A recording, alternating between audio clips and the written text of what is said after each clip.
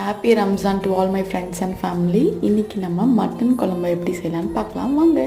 Oil add பண்ணிட்டு சீரகம் 1 spoon, onions லேஸாக cut பண்ணியிருக்கதை add பண்ணிக்கோங்க. அப்போ தான் கோல்டன் ப்ரௌன் சீக்கிரமாக ஆகும். ஆட் பண்ணணும். டொமேட்டோ 1 ஆட் பண்ணிக்கோங்க. நிறைய ஆட் பண்ணிங்கன்னா ரொம்ப புளிப்பாக இருக்கும். ஜாரில் தேங்காய் 1 ஸ்பூன், மிளகு 2 பட்டை, அப்புறம் நம்ம வதக்கி வச்சுருக்க ஆனியன், அதை வேறொரு பாத்திரத்தில் எண்ணெய் ஆட் பண்ணிட்டு பிரியாணி இலை, கிராம்பு, வாஷ் பண்ணியிருக்க மட்டனை, உப்பு, மஞ்சள் தூள் 2 ஸ்பூன், மிளகாத்தூள் நல்லா போட்டு மிக்ஸ் பண்ணி வச்சுக்கோங்க.